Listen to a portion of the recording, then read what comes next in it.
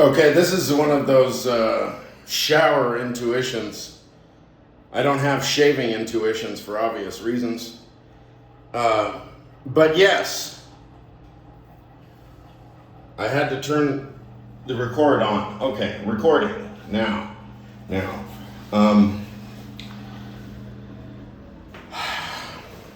What is the relationship between SKA, two-tone SKA, right, and Nathan Fielder's project, The Rehearsal? Particularly the second season of The Rehearsal, because it's the only one that I know. I saw maybe first few episodes of the first one. I lost track somehow.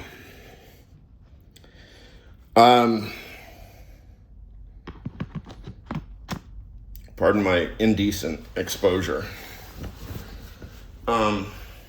If you see my wiener, YouTube won't let me upload it anyway. Okay, so,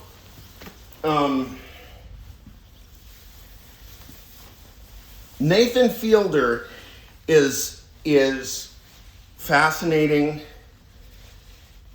because he appears to me, I have had extensive training in psychoanalysis, not as a therapist,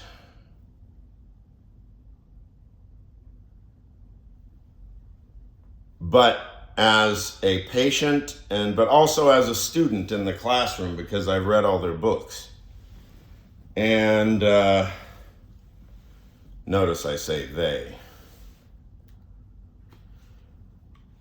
Das Mann, the they self, dear Heidegger.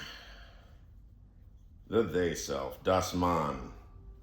They are they psychoanalysts. Not so much the books, just the people. No, the books are pretty shit too.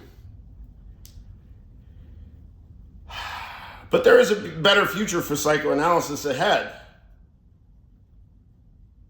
because of increased openness in the society, plain and simple. So the notion of the unconscious will go by the wayside, and we'll have to actually start working with conscious traumas and shames. Shame. Difficult things, conscious difficult things, not unconscious difficult things, because that was always hopelessly obscured. At some point, the unconsciousness becomes conscious. Give me a break.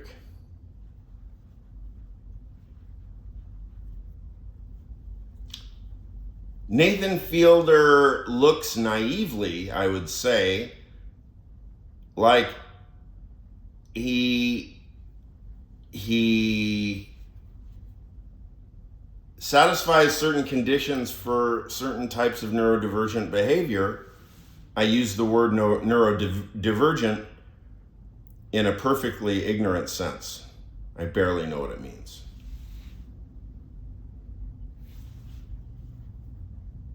Neurodivergent from what?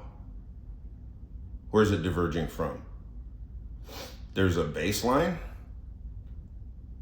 How's that established? I don't think any of us actually buy the idea that there's some neuro-non-divergent baseline. There's just differences.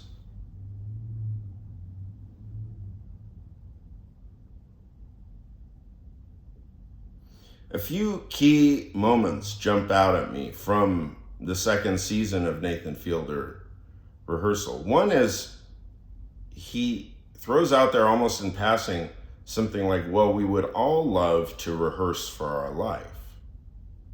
Wouldn't we all like the chance to rehearse for our life?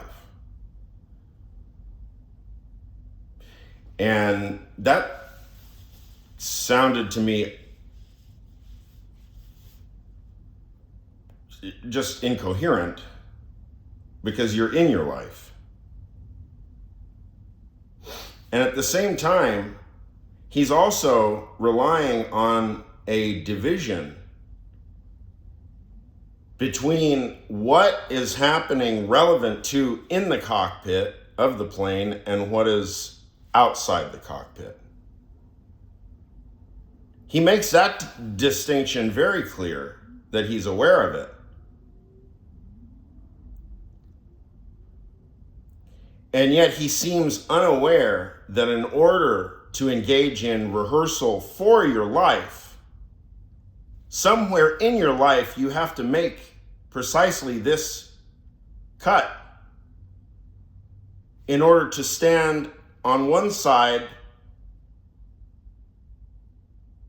on the preparatory side,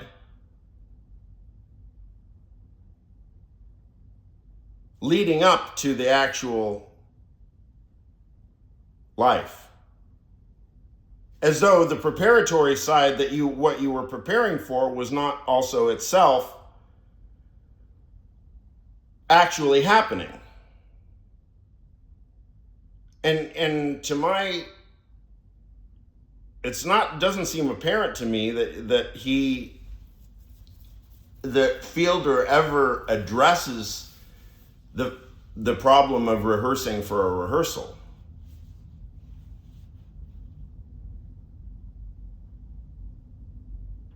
I mean, his own concept introduces such a tight regress, prima facie. It's a kind of circular regress or something.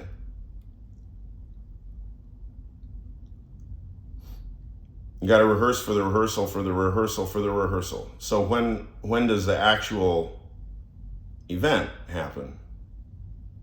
If none of the rehearsals themselves are the actual event. Notice how monosyllabic or monotonic or monolithic or monotonic is Nathan Fielder's attitude towards life with respect to procedure and rule following. He never seems to ponder the concept of rule itself. There always just is this endless displacement of rule following. And the world that he engages with, particularly the world of pilots and co-pilots, where we play hypothetical reality with a captain who's scripted because his name is Captain All Ears, and his role is to be all ears. He is receptive to any commentary coming from the co-pilot. The co-pilot's name is, co-pilot Blunt. Co-pilot Blunt always speaks what is on his mind, no matter what. I mean, it's like just whatever's on his mind, he says it. So the notion of a script is central to Fielder's worldview. And this is what I find interesting. Because how can there be a script for the rehearsal itself? If there is no rehearsal, then how do you rehearse? If there is no model to follow, then what happens? Now, we can notice he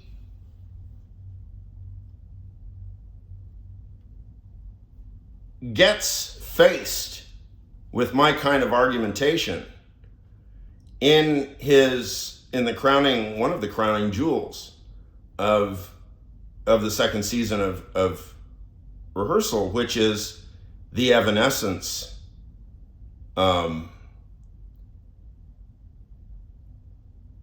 verse or chorus or whatever that lasts 23 seconds long. So that's not a procedure, that's an image. That's a REDEL, to speak the Kantian. It's a REDEL. But REDEL translates as rule too, but it's the rule itself. VERFAHREN is procedure. It's the application of a rule. So instead of, now, Fielder makes the comment about Sullenberger, that about Sully's autobiography, his memoir, where he uses terms like, well, I discovered ways to cope, when flying became difficult or something. I discovered ways to cope.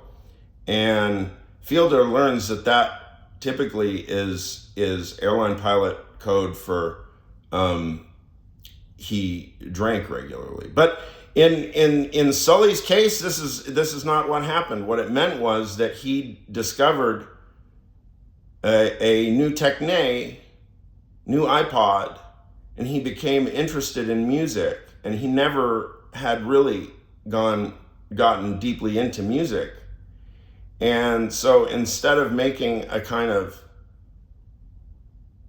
proceduralized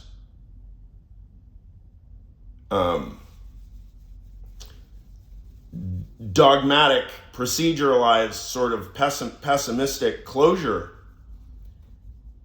to just simply self-medicate and blot thought out or distort thoughts beyond the point of usefulness. Sullenberg instead goes deeply into an interior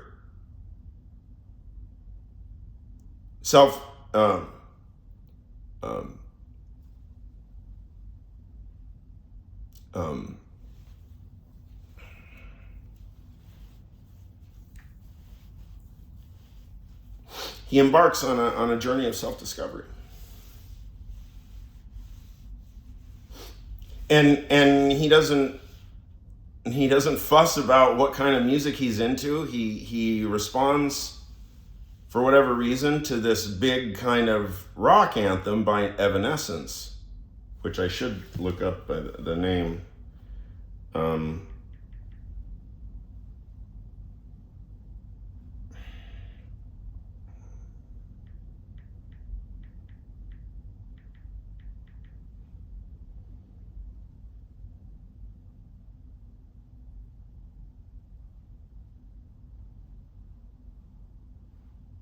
If I go Evanescence, Sully, Bring Me to Life. And, what an appropriate title for a song, right? And I mean, it is said that in the 23 seconds of silence,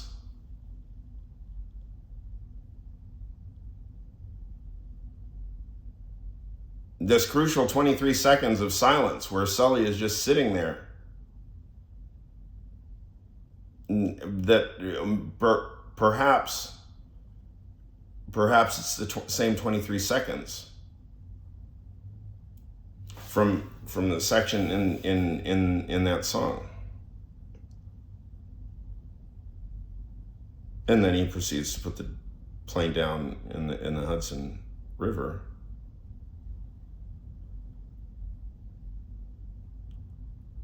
So, I mean, in my parlance, what's happening there is that the image itself of the rule, Sully has learned that the image itself contains powerful knowledge. And immersing yourself in the image itself can save you a lot of time. Because I think that the image is a kind of superposition, a kind of quantum superposition of states, if we think in sort of David Lewis terms. So there's the flow of time. There's lots of possibilities that are in superposition. Some possibilities are constantly collapsing to create concrete, actual reality. I mean, this is all uncountable set theoretic. I mean, this is all just pure kind of mathematical, logical transfinities within transfinities of states and causes and effects and everything. It's a flux, right? So when the mind encounters something like, the track by Evanescence, Bring Me to Life, which literally is an image of life itself. So for 23 seconds, if we just speak mythologically, the myth of Sully, right? It's already mythological. 23 seconds.